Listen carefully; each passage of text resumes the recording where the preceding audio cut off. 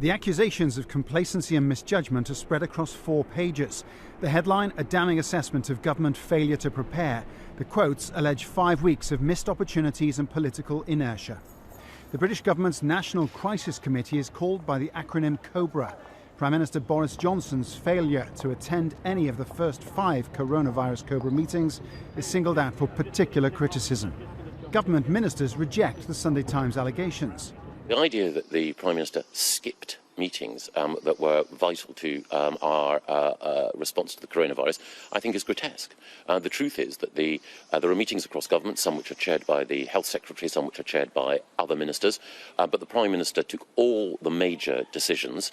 And I think anyone who considered what happened to the Prime Minister just a little while ago, nobody can say that the Prime Minister wasn't throwing heart and soul into fighting this virus. An unnamed senior advisor to Downing Street is quoted in the Sunday Times as saying this: "There's no way you're at war if your PM isn't there. He liked his country breaks. He didn't work weekends. There was a real sense that he didn't do urgent crisis planning." And a senior source at the Department of Health is also quoted saying this: "A pandemic was always at the top of our national risk register, always. But when it came, we just slowly watched."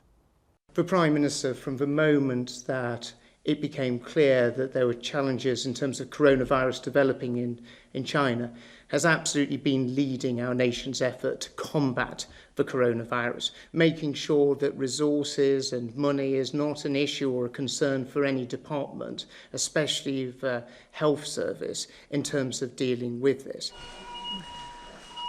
As Britons start their 5th week of partial lockdown, the government is firefighting criticisms from several angles.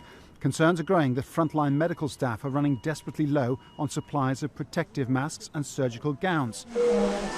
National Health Service providers warned on Friday that stocks may run out within 48 hours. The government said 84 tonnes of that equipment would arrive on Sunday from Turkey. The shipment now won't arrive as planned. Care home groups are also saying that a lack of testing means the true scale of deaths and infections among the elderly are being seriously underestimated by the government, with more than 4,000 fatalities not officially accounted for. Paul Brennan, Al Jazeera, Westminster.